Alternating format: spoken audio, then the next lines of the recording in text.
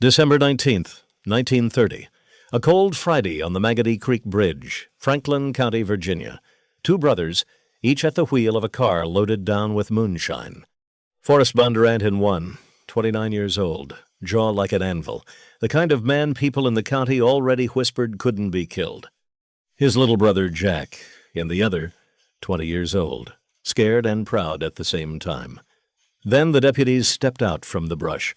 Charlie Rakes, Henry Abshire. Badges on their chests, pistols already drawn. They demanded the brothers turn over a load. Forrest reminded them the protection had already been paid. The deputies didn't care. Jack, desperate to stop them taking the liquor, yanked the keys from his car and flung them down the bank toward the creek, and Charlie Rakes opened fire. The first bullet tore through Jack, in under one arm and out the other side of his body. Forrest ran to his brother, and Rakes shot him too, square in the stomach. By the time Howard arrived, both brothers were bleeding on the boards in the December cold. The deputies took the liquor and drove off like nothing had happened. By sundown, both Bondurant boys were in a Roanoke hospital, and the newspapers ran the story to a county that already knew their name, the Bondurant Boys. Notorious, dangerous. The brothers who wouldn't die. These weren't just three brothers running corn liquor out of the hollers. Forrest, Howard, and Jack Bondurant were among the most feared moonshiners in the wettest county in America. A county where, by one federal official's estimate, all but one of its 30,000 people had a hand in illegal whiskey, where the sheriff was on the payroll, where the Commonwealth's attorney himself, a grandnephew of Robert E. Lee, would one day stand trial for running the largest bootlegging conspiracy in the history of Prohibition. The Bondurants didn't just survive that world. They fought it. They bled in it. They became myth. This is the true story of three brothers from Franklin County, Virginia, who turned a backwoods family trade into a piece of a $5.5 million criminal empire, who refused to bow to crooked law, and who walked out of every grave the world tried to dig for them. This is the real story behind Lawless, the story Hollywood couldn't tell straight. Here's the part the movie skips. The Bondurant brothers weren't outlaws by ambition. They were outlaws by inheritance.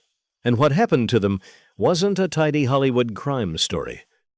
It was a war between a handful of mountain families and the United States government, and almost everyone in Franklin County was on the wrong side of it.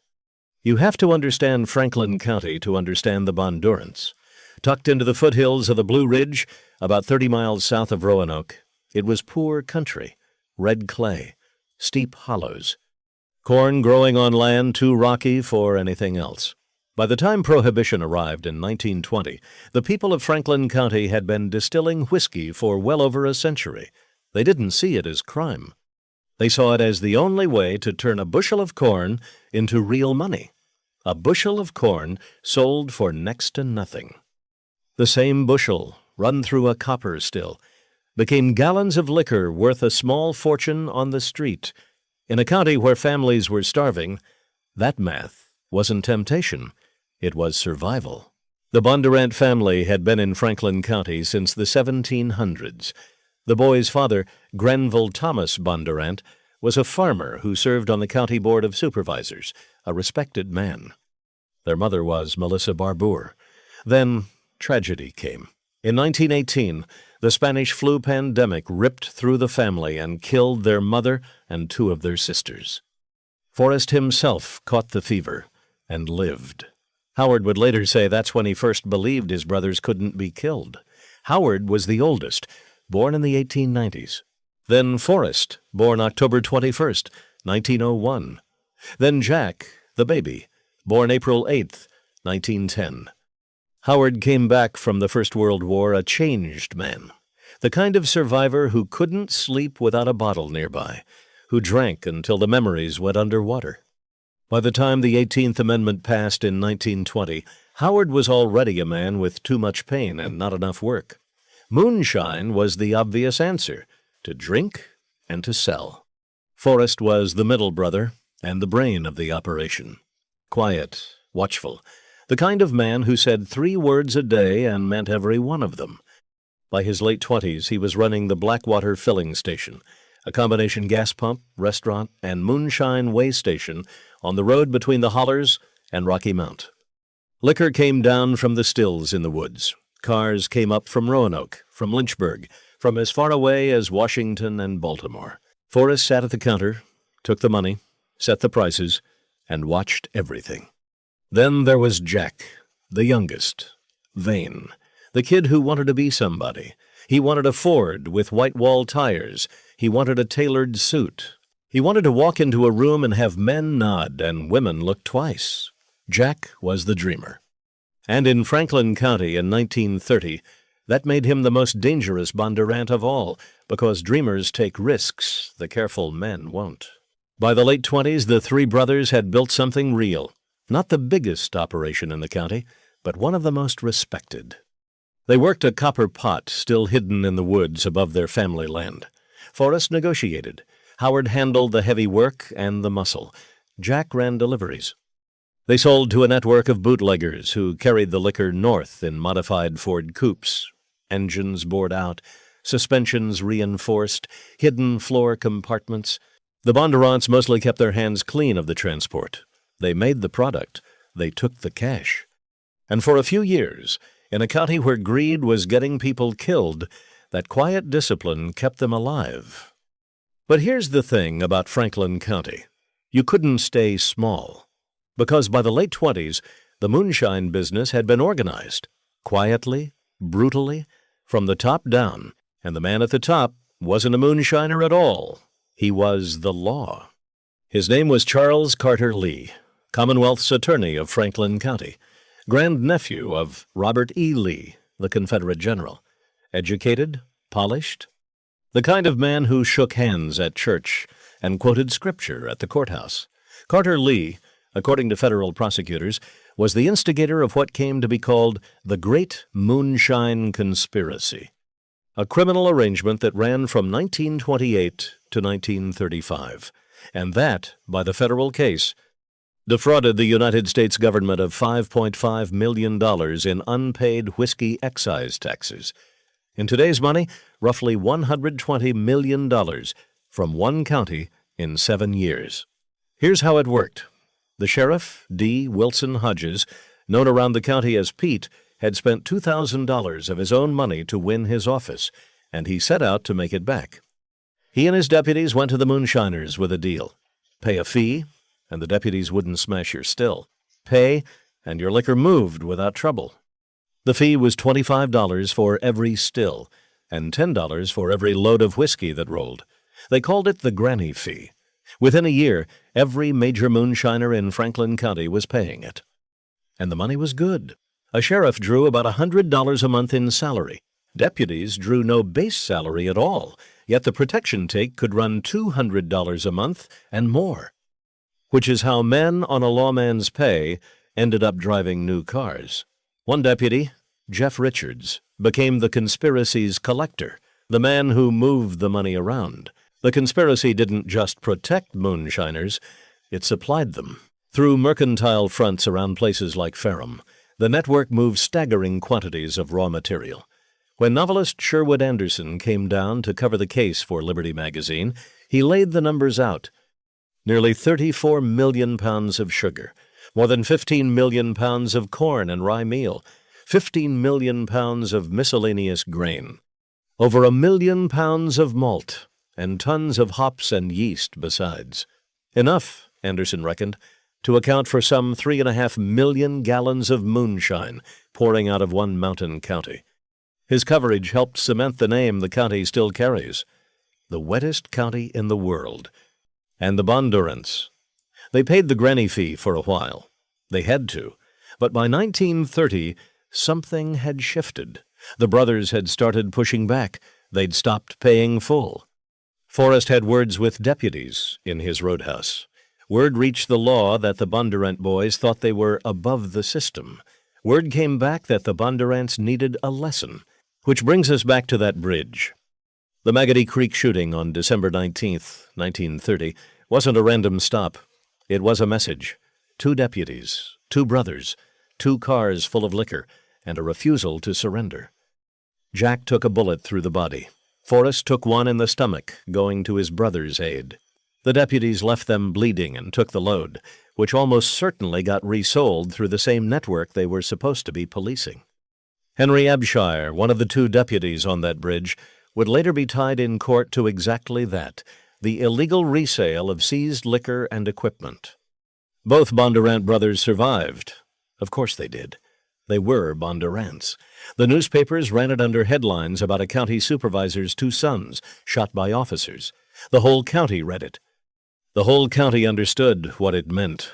The Bondurants had been marked, and the Bondurants weren't going to forget. But the war didn't end at the bridge, because what happened to Forrest next is the story Franklin County still tells in whispers. Sometime in this same stretch of violence, Forrest was working late at the Blackwater filling station. Two men came in.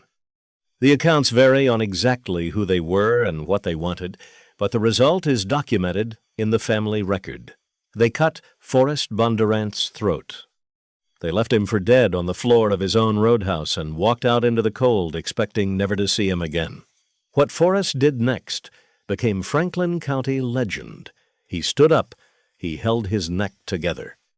And by the family's telling, he made his way to the hospital and lived. The doctors stitched him back together.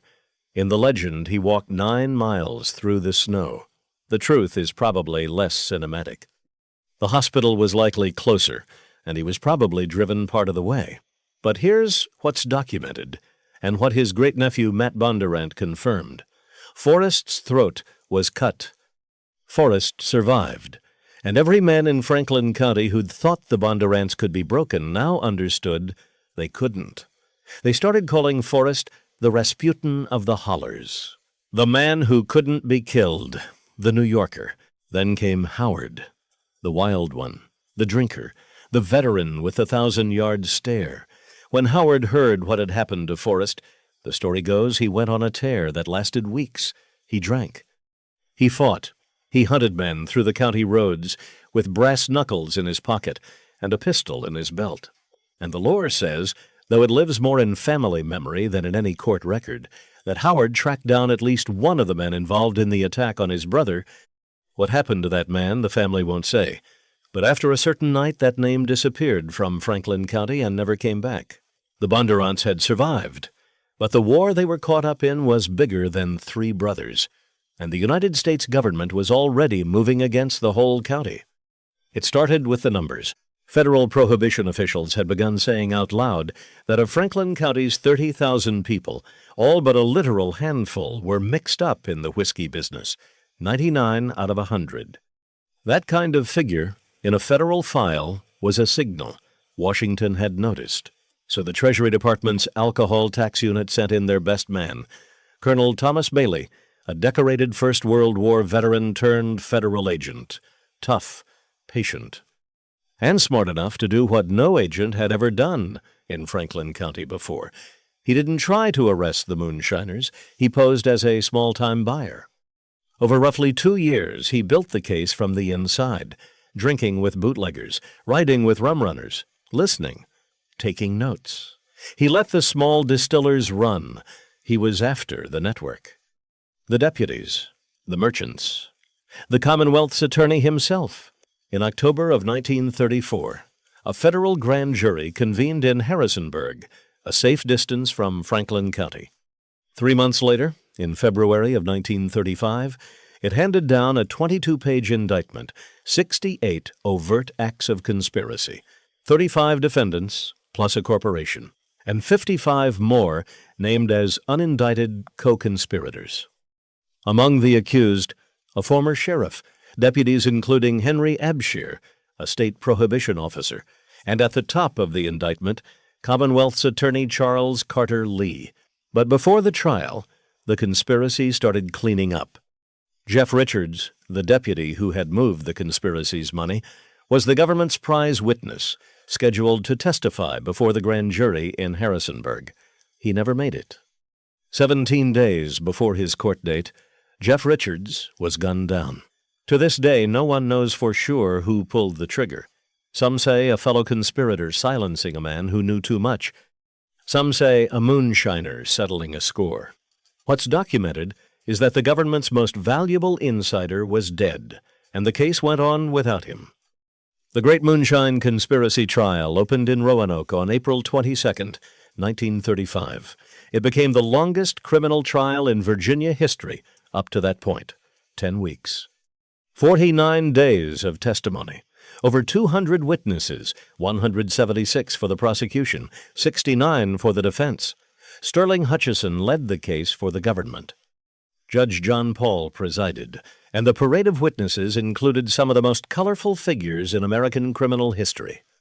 The star was Willie Carter Sharp, the queen of the Roanoke rum runners, a woman in her early 30s with a passion for fast cars and a diamond set into her teeth. Willie had married into the moonshine business, learned to drive better than any man in Franklin County, and led convoys of up to 10 cars at a time on midnight runs out of the county. By her own estimate, she'd moved 145,000 gallons of whiskey. Other estimates ran to 220,000 and beyond. Between 1921 and 1931, she was arrested 13 times for speeding and reckless driving. In May of 1931, she finally caught a federal charge and was sent to Alderson Federal Prison in West Virginia for 3 years. When the conspiracy trial came around, fresh out of Alderson, she was the prosecution's centerpiece. She took the stand and told the jury about every run, every payoff, every backroad. Sherwood Anderson was in the audience taking notes, and a year later he based a novel, Kit Brandon, on her. And the Bondurants. They were called as government witnesses. Forrest and Jack both gave testimony about what had happened to them, naming the deputies, describing how the protection system worked from the receiving end. They were not defendants. They were victims of the conspiracy. And Forrest's word carried the weight of a man who'd nearly been killed twice and was still standing. The verdict came down on July 1st, 1935, after 3 days of deliberation. 23 defendants went to trial. 20 were convicted. Numerous moonshine operators, merchants, a former sheriff, deputies. The total fines came to $54,500. The combined prison sentences came to 18 years, spread across all the convicted. Light sentences, many were back in business before they'd finished serving. And Carter Lee, the Commonwealth's attorney, the man federal prosecutors called the instigator of the whole thing, he walked, acquitted, along with 2 deputy sheriffs. By newspaper accounts, one juror refused to convict anyone unless Lee went free.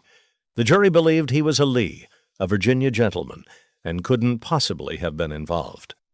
It didn't end cleanly. 11 years later, in 1946, a federal grand jury came back and indicted 24 people for tampering with the jury in that original trial. 22 of them were convicted. Whatever that first jury had decided, it hadn't decided alone. And then the strangest twist of all. In the 1950s, the official trial transcript and the court files for the largest prohibition conspiracy case in American history simply disappeared, gone. In the 1990s, a retired Rocky Mount lawyer named T. Keister Greer spent years trying to track them down and wrote the definitive book on the case. The records have never resurfaced. So what happened to the Bondurants? Howard, the oldest, drank himself slowly toward the grave. He stayed in Franklin County. He worked. He fought. He carried the war with him until it carried him out. Forrest, the indestructible one, lived another 30 years. He kept the Blackwater filling station running long after Prohibition ended in 1933. He raised his family. He died on December 4th, 1965, at 64. By then, his throat scar had become a piece of local geography, something people pointed to from across a room. He never wrote a memoir. He never gave an interview. He took everything he knew about Magotty Creek and Carter Lee and the deputies into the ground with him. Jack, the baby. Andrew Jackson Bondurant. He lived the longest. He married. He raised cattle. He became a quiet patriarch in the same county where he'd once bled on a bridge for refusing to give up a load of liquor. He died on November 6th, 2000, at 90 years old. When his own family found the old newspaper articles late in his life and confronted him about the shooting, Jack just lifted his shirt, showed the bullet hole under his arm, and said nothing. Matt Bondurant, Jack's grandson, took those scars and that silence and turned them into a novel, The Wettest County in the World, published in 2008. In 2012, Hollywood turned it into the film Lawless. Tom Hardy played Forrest. Jason Clarke played Howard. Shia LaBeouf played Jack. The movie compressed the truth, invented some violence, softened other parts, and gave the Bondurant boys a kind of immortality their grandfather Jack would have laughed at and quietly enjoyed. Here's what Lawless gets right. The brothers were real. The shooting at Magotty Creek was real. Forrest's throat was cut, and he survived. The Great Moonshine Conspiracy was real, and it was bigger than the movie ever showed. Carter Lee was a real man, and he really did walk out of a federal courtroom free while the deputies under him took the fall. Here's what Lawless changes. The Bondurants weren't pure outlaw heroes fighting a corrupt system. They were participants in it. They paid the granny fee. They moved liquor through a network the law itself protected. And when they pushed back, it wasn't out of moral purity. It was because the system tried to break them, and they decided breaking back was the only language Franklin County understood. That's the real story of the Bondurant boys, not the indestructible heroes of Hollywood. 3 brothers in a poor county in a poor time, who turned corn into money, who survived bullets and a blade and a federal grand jury, and who walked out of the wettest county in the world with their lives, their reputations, and the kind of silence that real outlaws always keep. The Great Moonshine Conspiracy fell apart in a Roanoke courtroom in 1935. But Franklin County kept making liquor. It still does. The tradition didn't die. It just moved further back into the hollows, and the raids kept coming for decades after Carter Lee walked free. And that's the real lesson of the Bondurant story. The Mafia in New York built empires on intimidation and silence. The Moonshine Kingdom in Franklin County built one on the same things, just dressed in overalls instead of suits. The faces change. The structures don't.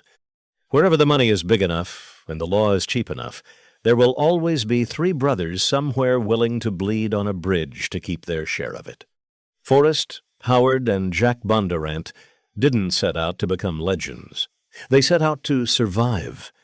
The legend is what Franklin County built around them, because Franklin County needed it.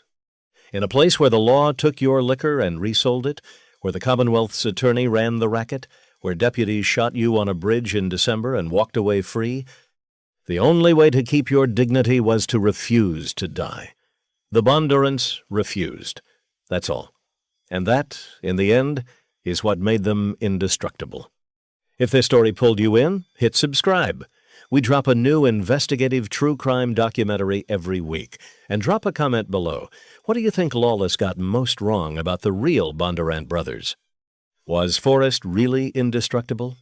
Or was Franklin County just desperate for a hero? Let us know.